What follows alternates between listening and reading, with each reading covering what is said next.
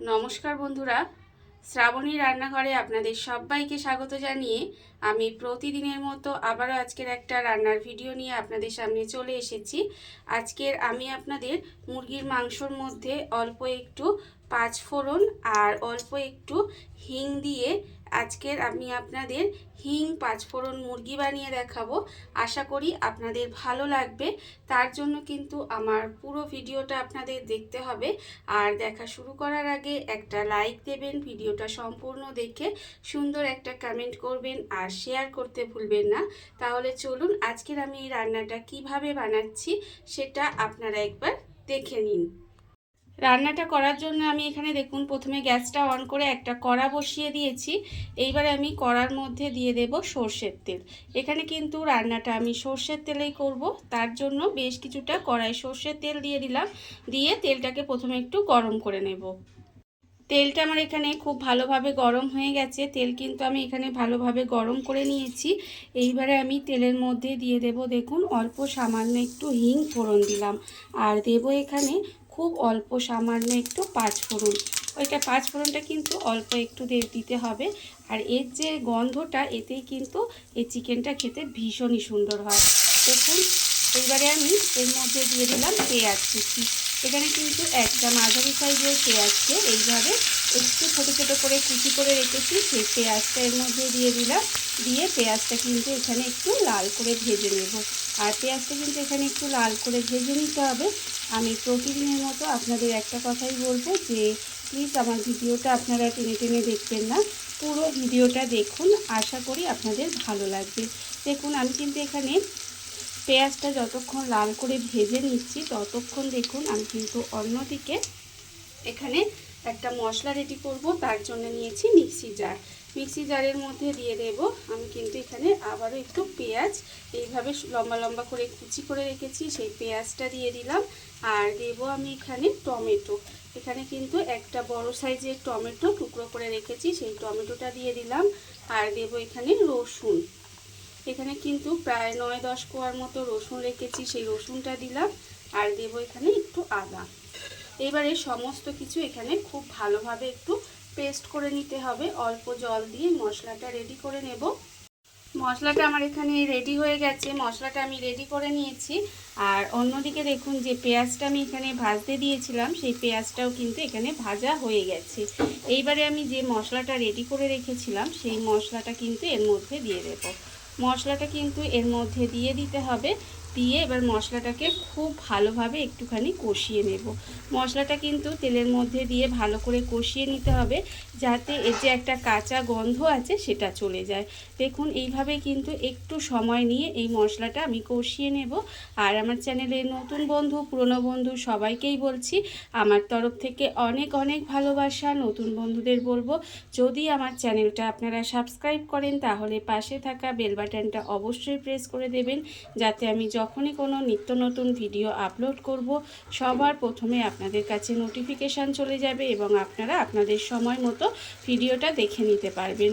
আর পুরনো বন্ধুদের বলছি এইভাবে আমার পাশে থাকার জন্য, আমাকে এগিয়ে যেতে সাহায্য করার জন্য আপনাদের অসংখ্য অসংখ্য ধন্যবাদ।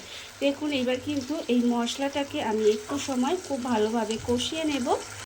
মশলাটা আমি এখানে খুব ভালোভাবে কষিয়ে নিয়েছি। এর ফলে দেখুন এটা কিন্তু এর যে কাঁচা গন্ধ সেটা চলে গেছে, চলে গিয়ে আস্তে আস্তে তেলটা ছাড়তে শুরু করে দিচ্ছে। আর যখন দেখবেন এইভাবে তেলটা আস্তে আস্তে ছাড়তে শুরু করে দেবে তখন কিন্তু আমি এর মধ্যে দিয়ে দেব গুঁড়ো মশলা। গুঁড়ো মশলার মধ্যে আছে নুন, হলুদ গুঁড়ো, লঙ্কার গুঁড়ো, জিরের গুঁড়ো আর সামান্য একটু ধনের গুঁড়ো দিয়েছি। আর আছে আমার স্বাদের ব্যালেন্সের জন্য অল্প একটু চিনিও ব্যবহার করেছি। এইবারে দেখুন গুঁড়ো মশলাগুলো এর মধ্যে দিয়ে দিলাম।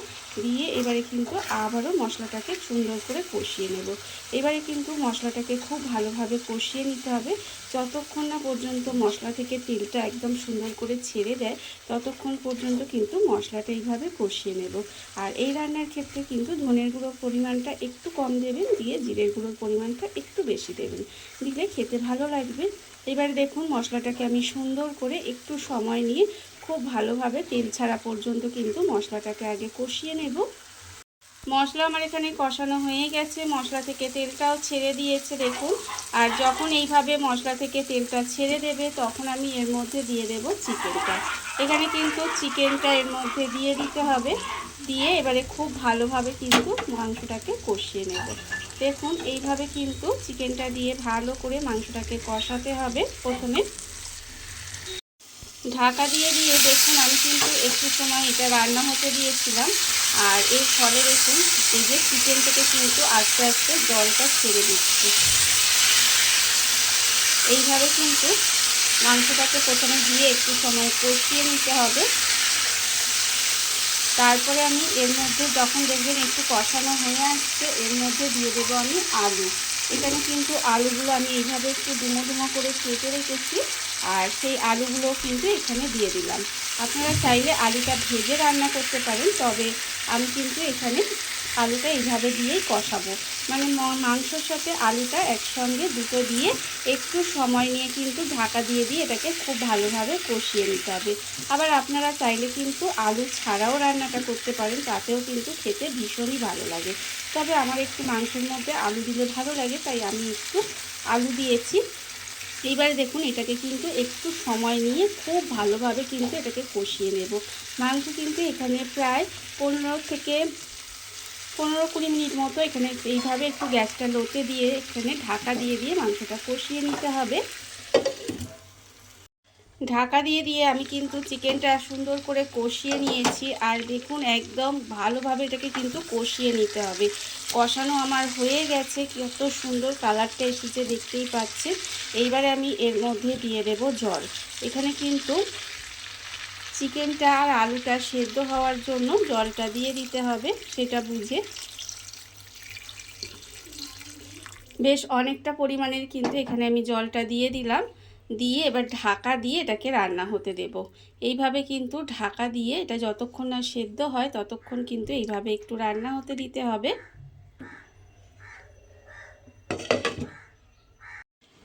গ্যাসটাকে লোতে দিয়ে আমি এইভাবে কিছুক্ষণ এটা রান্না করে নিয়েছিলাম, আর এর ফলে দেখুন এখানে কিন্তু চিকেনটা আলুটা খুব ভালোভাবে সিদ্ধ হয়ে গেছে, দিয়ে এরকম একটু মাখো মাখো হয়ে গেছে। আর এই রেসিপিটা কিন্তু এরকম একটু মাখো মাখোই খেতে বেশি ভালো লাগে। দেখুন তেলটাও কিন্তু আস্তে আস্তে ছেড়ে দিচ্ছে, আর এরকম কিন্তু এটাই রান্নাটা করব। আর এর মধ্যে কিন্তু কোনো রকম গরম মশলার ব্যবহার করব না। এখানে আমি যে প্রথমে 5 ফোড়ন আর হিংটা দিয়েছিলাম, তার যে একটা ফ্লেভার সেটা কিন্তু নাহলে চলে যাবে, আর তখন কিন্তু এই যেটা স্বাদটা আর কি যার জন্য দেওয়া সেটা কিন্তু তখন আর ভালো লাগবে না। সেই জন্য এর মধ্যে কোনো রকম আর গরম মশলা দিলাম না। দেখুন আমার কিন্তু এখানে রান্না হয়ে গেছে। এইবার আমি গ্যাসটা অফ করে দেব, আর আপনাদের পরিবেশন করে দেখাবো ঠিক কেমন হলো। দেখুন বন্ধুরা, বাড়িতে থাকা কত অল্প উপকরণে কত অল্প সময় কত সুন্দর একটা মুরগির মাংসের মধ্যে অল্প একটু হিং 5 ফোড়ন দিয়ে হিং 5 ফোড়ন মুরগি তৈরি হয়ে গেছে, আপনারা দেখতেই পেলেন।